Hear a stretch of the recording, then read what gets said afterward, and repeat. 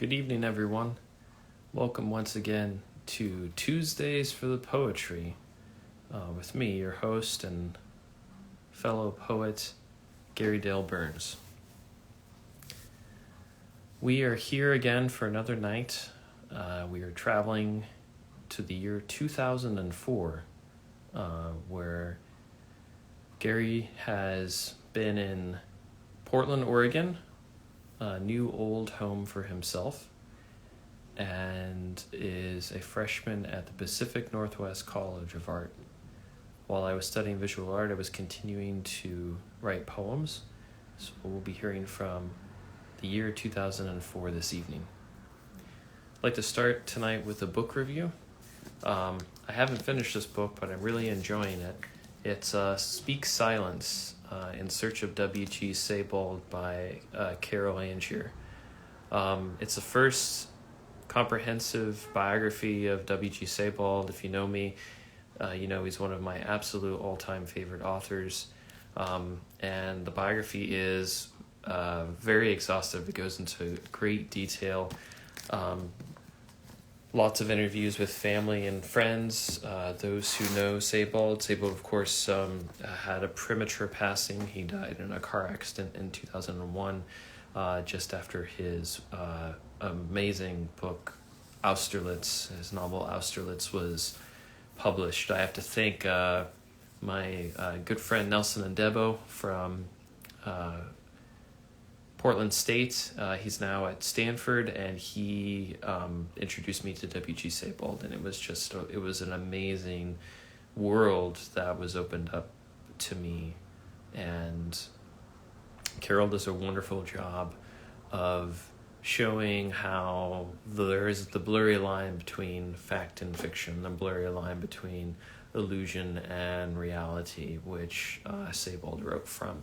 And that's a space that I think I've always connected with, and I think I've always wanted to find places for my poetry to flow out from or with. So I've got my water here. Gonna take a little nip of scotch. We got our first viewer. Hello. Cheers, Gary Lime. Word man. And let's get started this evening with tonight's selections, again from the year 2004. So we start in January, and the first poem is titled New Year's Eve. New Year's Eve was on the phone. New Year's Eve was on ceramic tile in a friend's claustrophobic bathroom. New Year's Eve was shaking from the cold.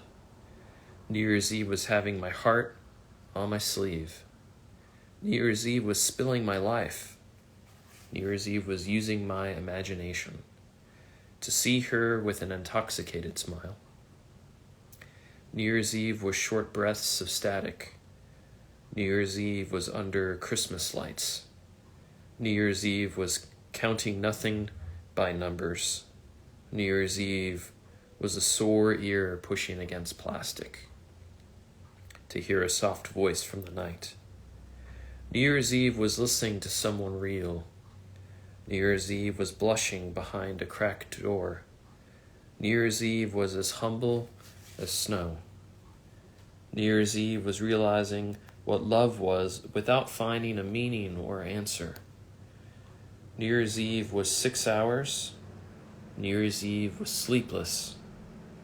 New Year's Eve was a chemical about us. New Year's Eve was wondrous, and so were we.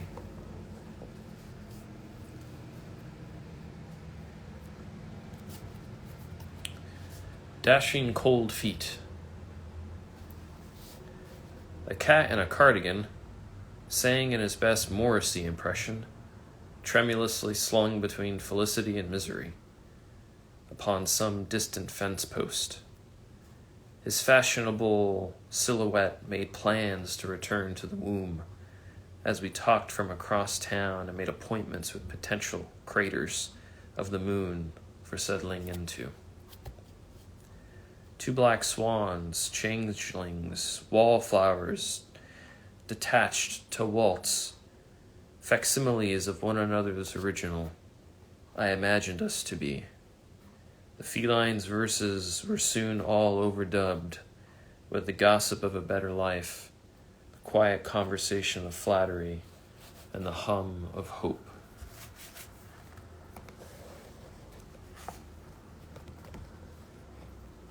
This next one's a short one. It's just called 789.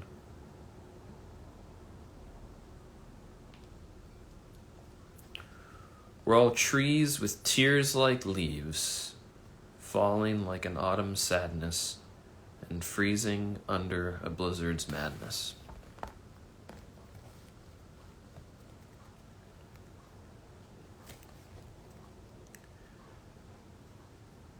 She wears a small shackle. I saw it in a frame of unfamiliar legs and towering shadows from unknown sources. It shined ever so slightly, wrapped around your finger like a noose around a neck. I thought how frightening it must be to carry a brand of abandonment. I wished to tear it off your hand, but realized that it would break a bond, a tie of something sacred well above my heart or heroic intention. I would damage the fragile, your crystalline caress I held on a carpeted floor.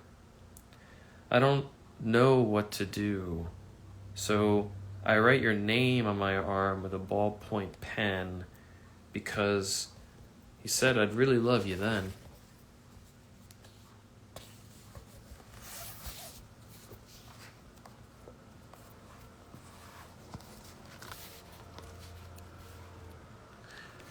Dense dreams. Roots combed neat by raking my fingers, slips of scrap gathered to form a pile at the trunk of my speculation. I leapt into the mound of my thoughts by crashing soundless into the folds of my comforter and dying on a mattress of discreet magic. Each dream's apex was like defibrillation, awaking me to a mauve night, innocuous in its purity, so again I lost life. I neither floated nor sunk nor sauntered in my florid fantasies. My posture pulled back like a catapult of callousness, and I let gravity decide how far my head flew, down to a Babylon and its Tower of Babel. Some foliage caught me like a synthetic pillow, for the leaves were wax without wedlock to roots below the hollow ground. I rolled back to my body and out of bed, discovering pieces of oxygen to eat for a continental breakfast amidst fog on the city's typography, a forest of dense dreams.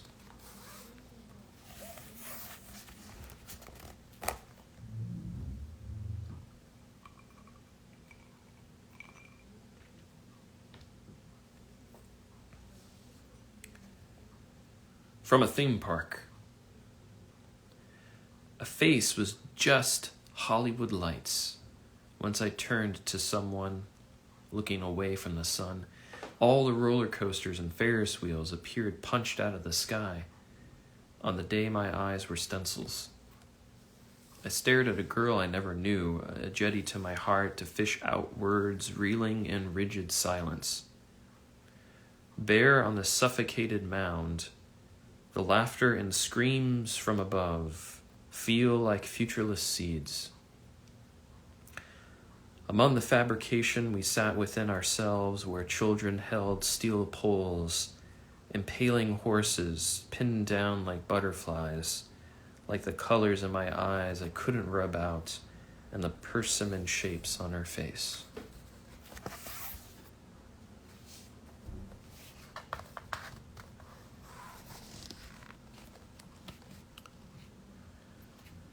The country in the backyard. Cold sand between my toes, desert noises, arid breath through my nose, stop action filming, gentle frames pastel children playing harmful games. Draw in lands of our endless reign, sweeped porches, hidden pain. So many more leaves last week of fall. The car hit her that hit her doll.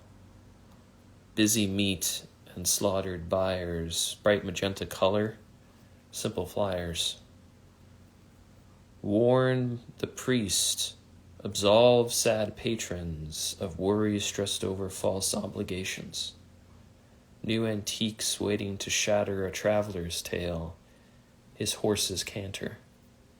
Crystal forest, no one gets lost. Wet grass anticipating the frost.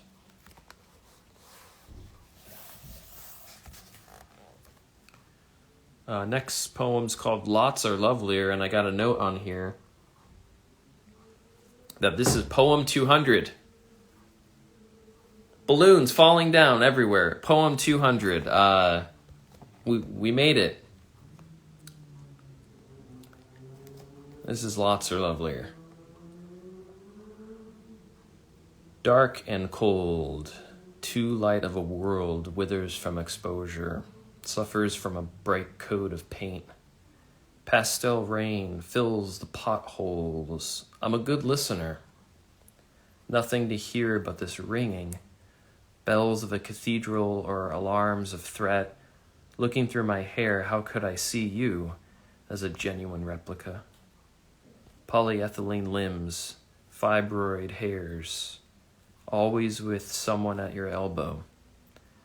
Stereo over mono. His hat hung low off a hook like it once did from his head. In repose and silence, lots are lovelier than us among the invited.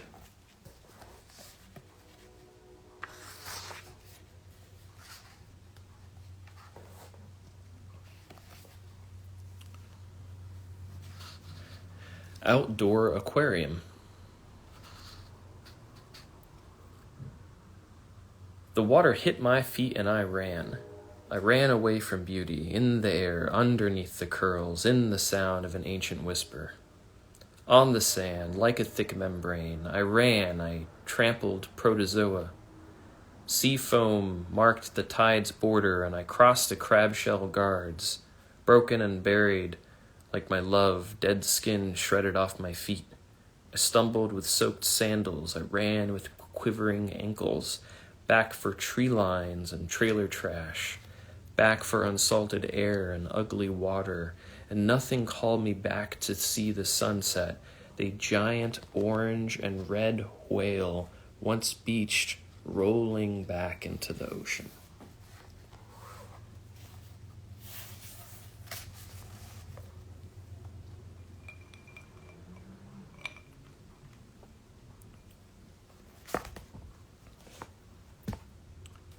Next poem's called Kismet. It's a word for fate. Wishing upon plains that were planets that are stars, I wondered at a sunset and horizon, one drop of honey to sweeten all the decaffeinated hills that surrounded your graveyard. Being a guest to every word said softly among those tombs where epitaphs floated like the warm wind blowing from behind us, I couldn't make a wish or dream of one. Sitting at the feet of your own personal Jesus, religion and worship were about what amount of the city's lights below caught in your eyes to make them dim candles of a lost faith. Once we escaped that romantic cemetery, the night we had waited for held me to you.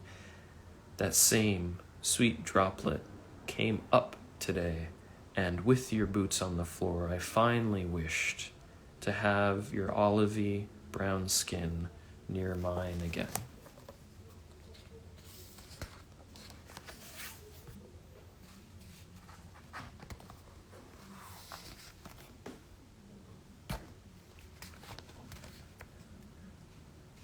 Shingles. I dreamed a movie of living dead, those which oozed from the hull of a ship to shores of gold scraped off clouds. Feathers floating on fishing line, highlighting sky blue hair. They float on towards the horizon's pond to sink like steel shoes we all wore as prisoners, shaping chimneys like pebbles in the auburn tide. Starfish have gravitational pull, as much as I've gotten through to you, through all the pleasantries behind black aprons, your flagpole, so wave gently, careen over my sand, plant a carcinogen under my ribs, mid-afternoon, full of helium, but we're not laughing because our voices always sounded this way.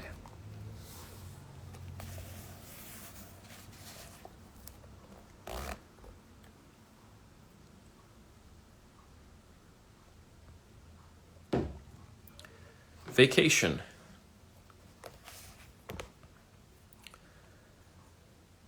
Bukowski talks about the drunks and insane as I sit inside a coffee house away from Indian rain, punishing the asphalt or rather rewarding it with depressing happiness.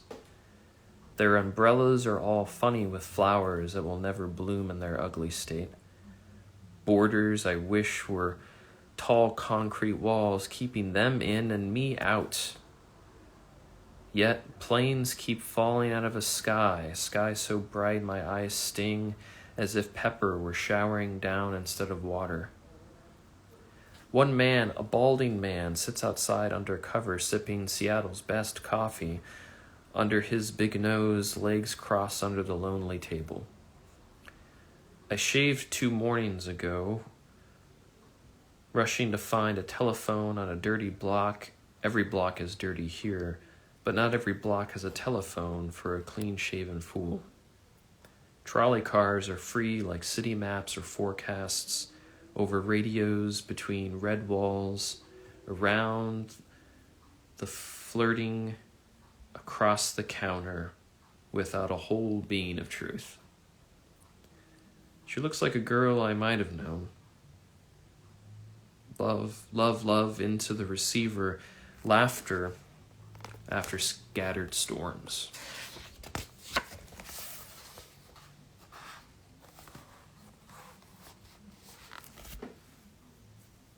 So Vacation in the next few poems, these were written on after my first year at art school at PNCA in Portland, Oregon, and I went back to Texas and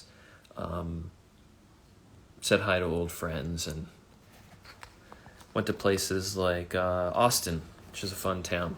So this is at 4th and Congress, which is a intersection in Austin, Texas. The purse hid nothing because it was clear, and her dress hid nothing but things all men want in hands and teeth and with raspberries late afternoons in Eastern Standard Time. The art was commissioned for money to pay bills with and maintain subscriptions for outdated magazines. Toilet papers plugged this upright architecture. Many chairs, mostly empty for the summer, giving the shadows some place to sit. What parts of me are tired?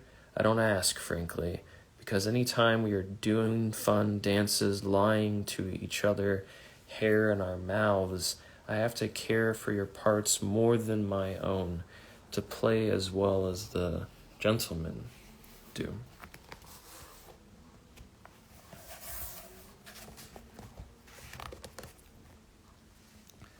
By the window, watching a storm.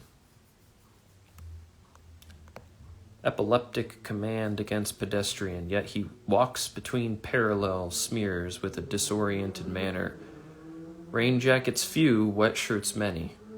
I laugh to myself. The wind falls like rain and the rain blows like wind. Soaking up wetness, the architecture repels. We run for cover under their armpits, stinking places to share space and kisses.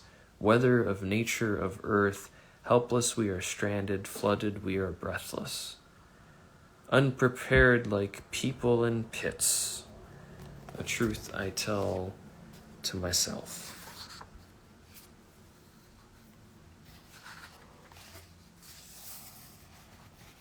Still in Texas. She was a movie screen. She was a movie screen of a Texas drive-in, material and shallow, thin and blank. I was a film projector of a homeless maker, complex and mechanical, altruistic and deep. We showed the film 4 months. Rather than FOR. Okay, after listening to Disintegration by The Cure. Still a big Cure fan. Robert Smith is still God. Kiss me instead of putting your lips to lead. I couldn't live knowing you were dead. So turn your head, shoot your tongue, tickle my lungs. Then you'd rather not hold the gun, but your mouth will still taste like it was stunned.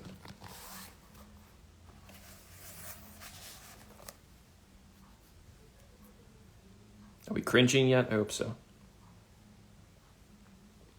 Tonight I slept on the floor.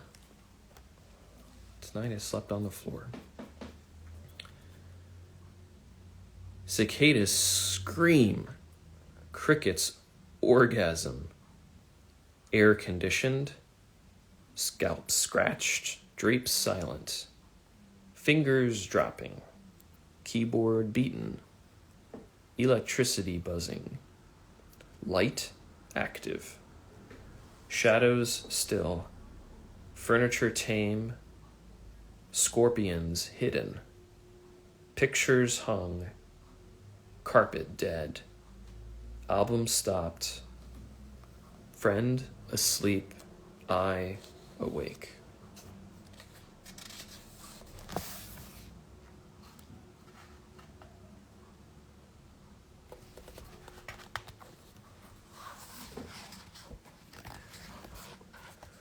Recommendation of destination. We're in June 2004 now, halfway through the year.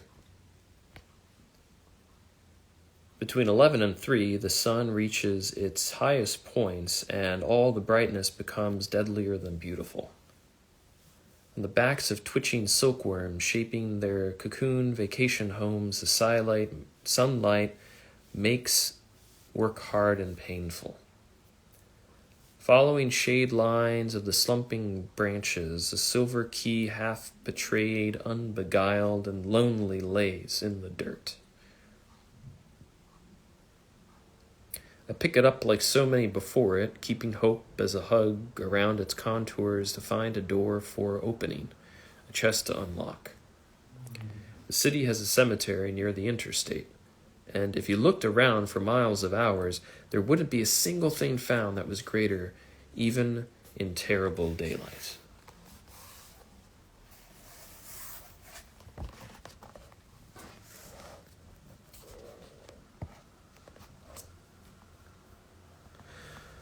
Waiting to walk while running. It's time to look at everything like a picture. Her favorite flowers are Gerber daisies. Sit down in the stinging grass, seedless, penniless, and sing for cars against the traffic. Bloom to be her new favorite. You're practicing in the mirror. The list grows without sun or water for a natural reaction outside bookstores, inside sidewalks. Feeling like this will always be unfamiliar. Words for her on a day too blue. See what you'll see, skipping, grinning, falling upward. Be embarrassed by nothing, toward heights unmeasurable. A month has passed. Kiss the lips heard, saying things stenographers couldn't type.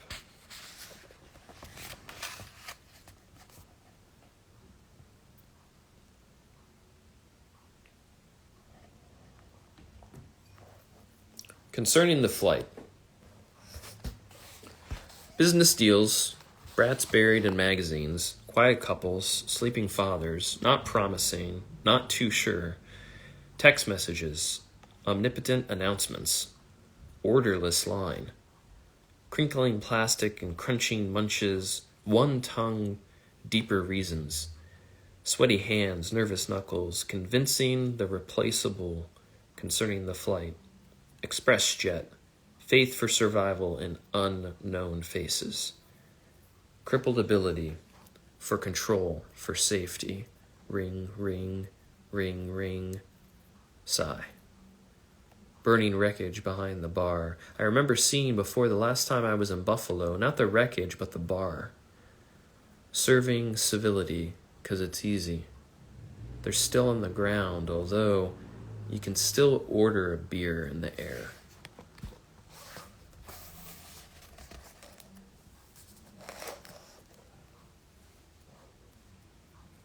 This next one's called An Old Couple, or Only the Depressed Wish.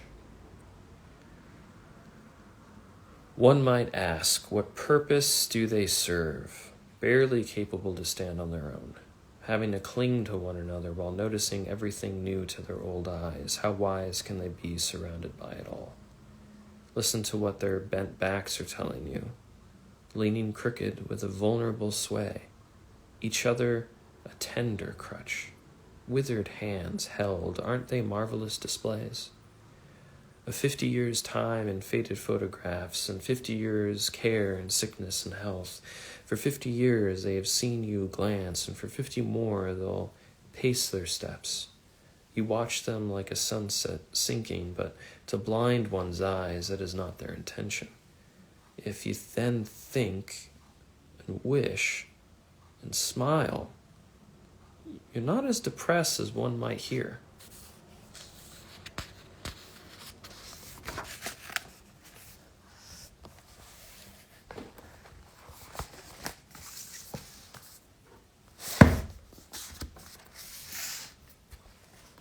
Just rearranging my little poetry book stand here.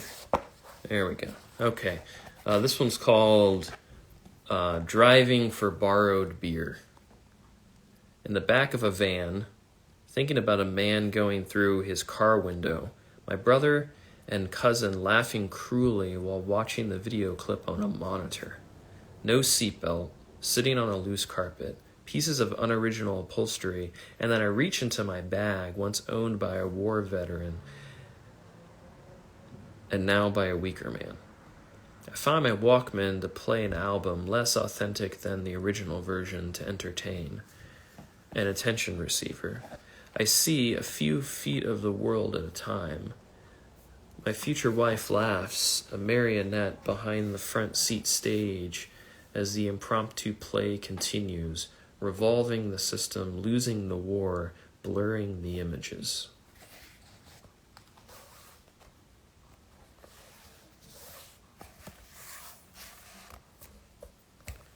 A less free death.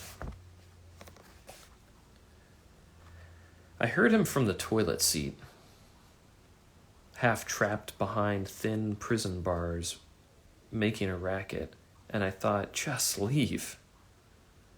Assuming his abilities enabled an escape. But wings and eyes did not help. They were second to his primal sense for finding sustenance around alleyways and behind local bars. Escape has no smell. Yet I suppose he craved it like the mad or the timidly mad. Modest madness is in the minds of many. I ate my breakfast very late, when a shadow buzzed and I found a fly to be the one buzzing, not his shadow, and he circled the incandescence above, hit the ceiling, fell like a seedling or sap, wings and eyes, landed without grace, and died, old, tired, and worn, like the file he used to escape, a less free death.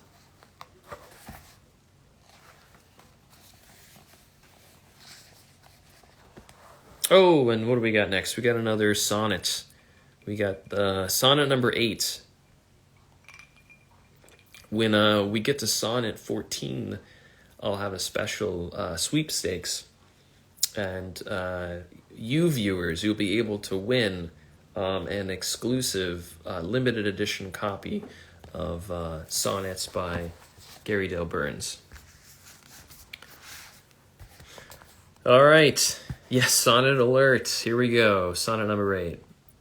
Bamboo stalks in pots for planting, out of business and space for lease.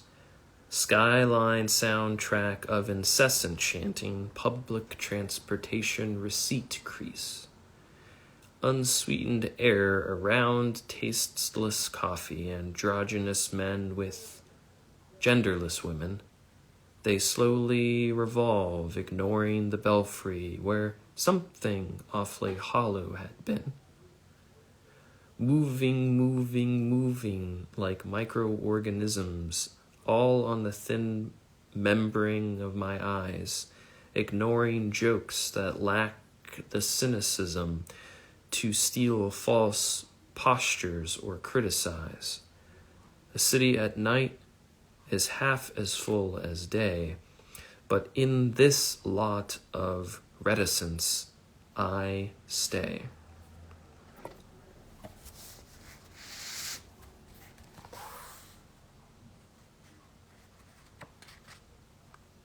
I think I remember Arthur from Strand liking that one. Don't know if he'll make it tonight for the live. Maybe he'll see the recording. Okay. Moving while sitting. Kind of like what we're doing here. Moving while sitting. Moving in time, through time. Finally, I realized I had $13. When I saw him around high school age, sitting hunched and moving his mouth, I thought how he resembled my brother.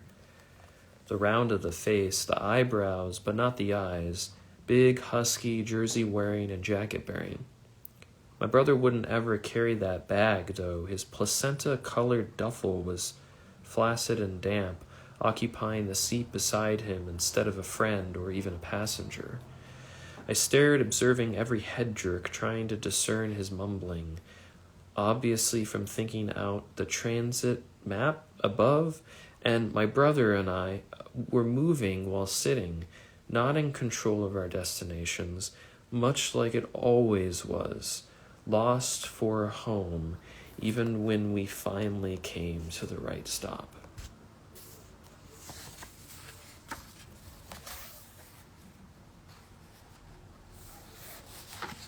That was about a stranger I noticed on the bus that just looked like my brother, and some associated thoughts came up. This is my hand eclipses the light bulb. Leaking smoke like a road flare, a dropped cigarette rolls without will, and I didn't name you from traditional titles of flowers, ones of animals, ones of absurdity, waiting in a shallow pool to wait to be chosen, to be used, much like an ally of the interrogated. No, instead I didn't write as much poetry, and I didn't brush my teeth or floss the space between them. I smiled nonetheless because I was happy with the soft, greasy red spots where acne will be on my nose. Showerless days, not talking about the weather. Softer and dirtier sheets than usual. Against, no, with your outermost organ, I wrinkled up an arch with my cowlicked eyebrow, focused to crisp the picture with no light meter, but an intuition of witty connections to say what I saw and to give what I will not write down.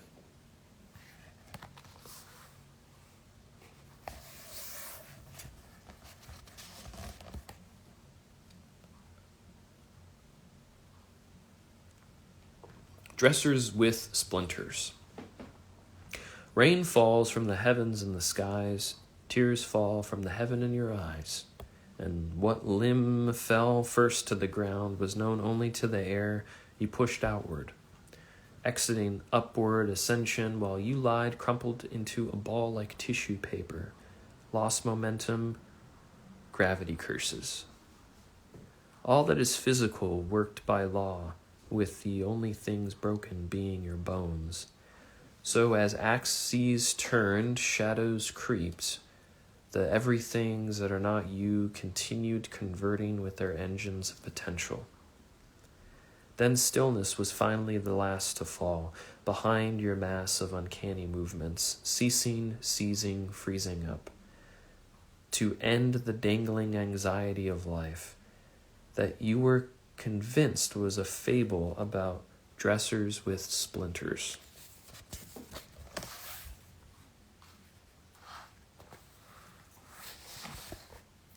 Oh, we got a real punny title on this one. Venetian blind spots. There's someone write the first part of that joke, and then pitch it for the writers of The Last of Us. All right, Venetian blind spots. I mostly ever look out of my window not to observe the neighborless apartment, a fearless leap away from my pains, or to pity the dying sunflowers drooping below me, necks out and eye above with executioner's eyes, or to see the homeless man who's discovering that his propensity for certain dumpsters does not always guarantee edible or useful objects.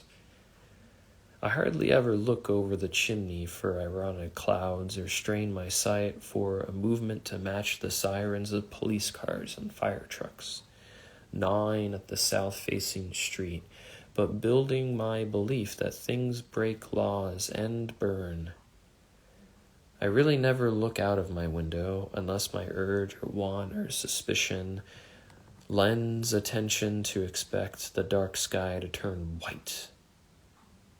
And I think, for a twinkling of one star, that the second coming of Christ is upon me, us, only to realize a nuclear bomb has exploded to make the house next to be a vignette.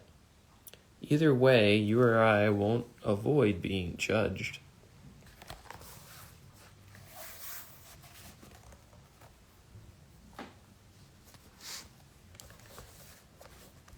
Okay, this one's called While Walking a Dog I Don't Own.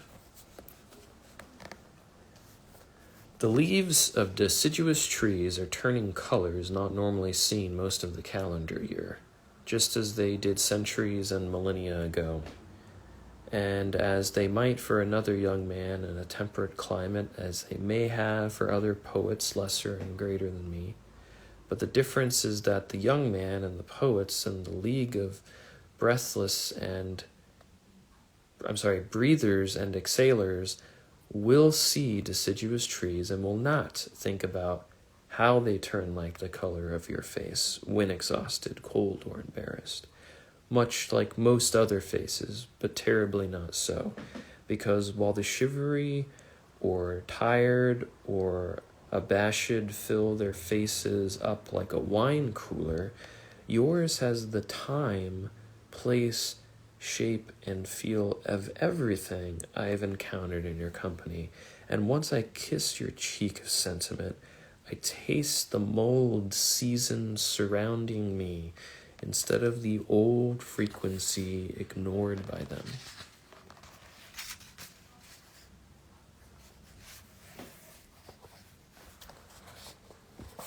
Okay, so we're in November, almost to the end of the year. Almost to the end of our night. A metaphor for the love of others. Sometimes when one sees a short glass of water, looking full or up to the point it may have been poured, one with skepticism will take a finger to penetrate past the naked eye's line and either feel the cool liquid falling into the creases of one's finger-printed tips, or one will find the short bedside glass empty, and will only have been penetrating illusionary air as part of the lie one's eyes told him or herself.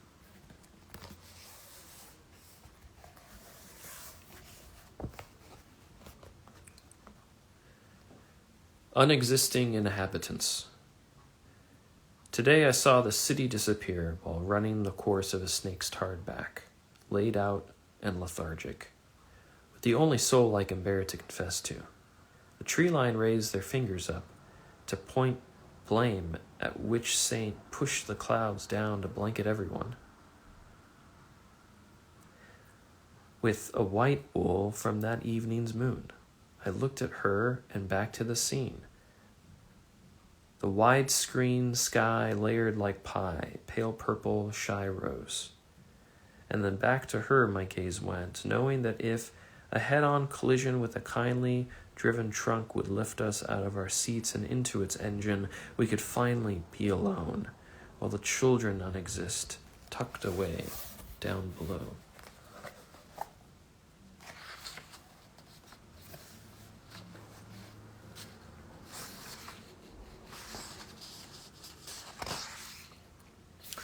Okay, December's a bit of a prolific month, so we've got 1, 2, 3, 4, 5, 6. We've got 7 poems left, all composed in December 2004. This one, first of the 7, is called Feeling Unoriginal. Her eyelashes sweep towards me in greeting, and at the time I wrote this, I wrote, I've just written what may have been written before about the curl of one's eyelashes. Somewhere else, sometime else, for somebody else, by someone else. So let me stop the plagiarism. And at the time I wrote that, I imagined the expression of her face and the words of salutation that she emitted to correlate with the shape and direction of her eyelashes while looking up at me, from a position at which I was spatially receptive to suck an impression of that unrealistic action. And at the time I wrote this poem, I was feeling unoriginal, lonely under a light covered by a sheet of green tissue paper, giving the scene more sickness than health, but yet more so ensuring a not-so-bright bulb to keep me obstinate and spotless of vision, lying awake while the new morning had its way with her.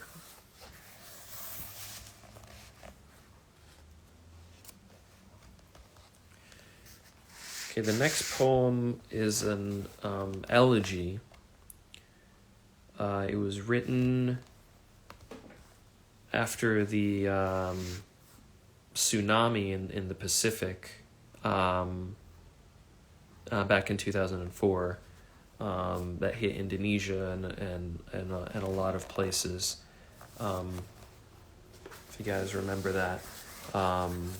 So this one's called On the Present or After the Death of Over 13,000 People. Born without a birthright, dead without a savior. These days, these modern days are cold, not in temperature, but temperance. Defeated like a sundial in the shade. No extent of horology could measure how fast we're tumbling in a drier set on apathy. The reality is arguable through facts and opinions, but our scale is broken, so no weighing can be done. Qualms unconsciously or consciously, the imagining of someone else's death is impossible because we cannot imagine our own deaths.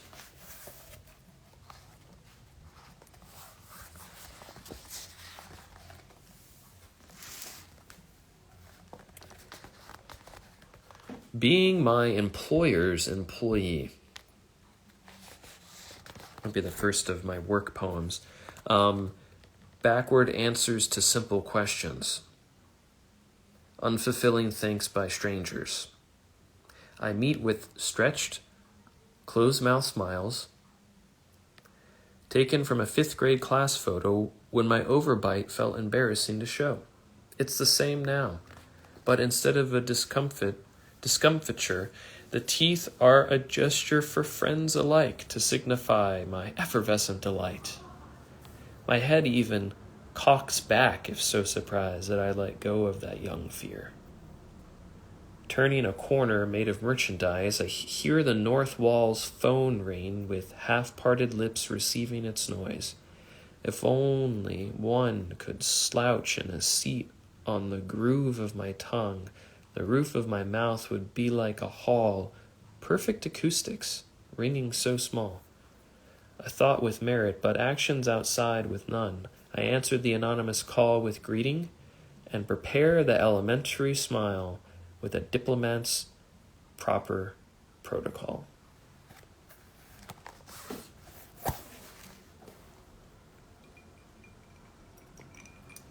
That's for everyone who ever worked in retail. All right. Yesterday after holiday, I got to the point where everything extrasensory was non-essential excess, and my attention was only enough to notice the strange and familiar concurrent clamoring inhale, exhale noise caused by heavy yet dull breathing through the friction forest of hairs in my nasal cavity.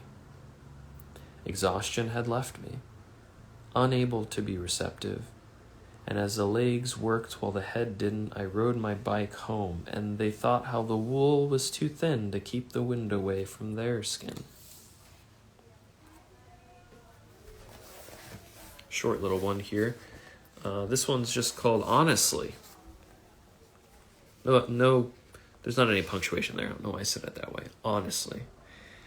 You've cut a target into my chest, but I've got a silver vest to ward off all the werewolves, because my heart's a delicacy. But this is the first time I've worn one, so it may have already been eaten so sweetly.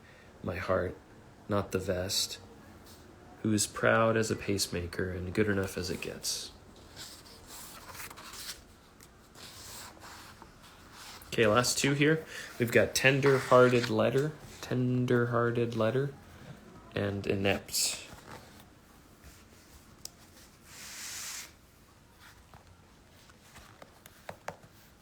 A new relationship had started, workplace relationship actually.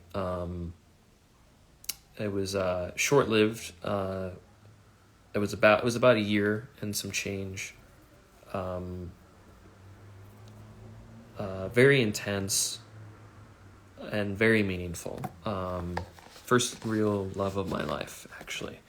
And I wrote this letter when I found out she was hanging out with some other guy. So here's tender-hearted letter. The smell of your shampooed hair was smothered into my sheets. But since we've not slept here in a while, it's a scent no longer there for smelling.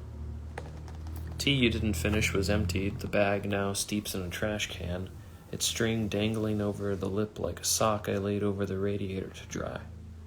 I'm doing great favors, you know. Leaving the window open to heat some winter up, and giving a donation instead of myself a subscription. But I still deserve for you to iron my clothes while I wear them, because I broke my own radio with a fist that then bled and needed a roadside napkin upon deciding my feelings about the situation. Every once in a while, the front door creaks, and I half expect you to knock, but it's not you to desolate this desert with greenery, my instance. Instead, some other soul enters this old hotel to indulge his own air and space secretly. I may have killed some brain cells for you at the beach, though you won't see the creation apart from their deaths, but maybe for some seconds you'll smell hydrocarbon, propellants, or ethylbenzene, compounds I smelt instead of your growing hair's odor attached to the aerosol.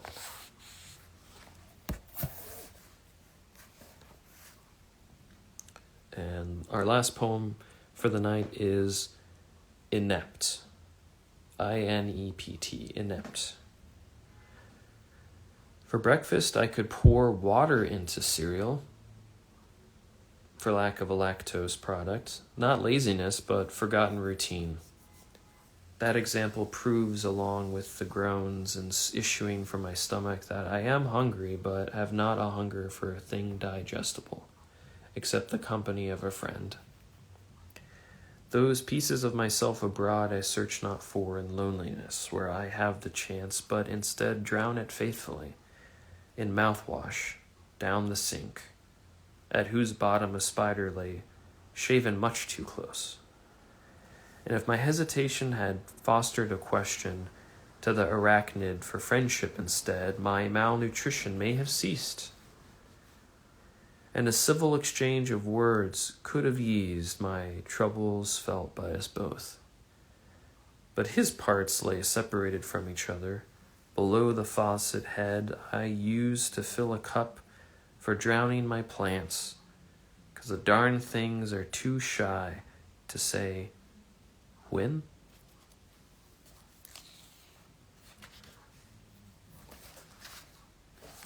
Okay.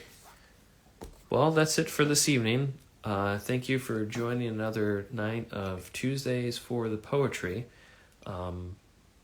2004, ages 18 to 19 is what we heard tonight. And next Tuesday at 8 p.m. we will have Eastern Time. We will have Gary Dale Burns, ages 19 into 20. 19 into 20.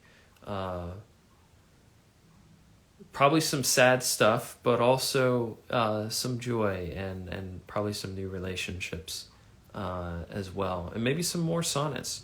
I'll let you guys know again about that sonnet collection and the sweepstakes, which I'll have to engineer to see who gets to win it. Because I only have one. I just have one of these left over. I printed like 50 of them, but they've all been sold and there's just the one left. So yeah, again, thanks for those of you that have tuned into the live, and we're on just under an hour, so that's good. And for a rewatch, or first watch. So tune in next week, Tuesday, 8 p.m. Eastern Standard Time for another Tuesdays for the Poetry. This is your poet signing off.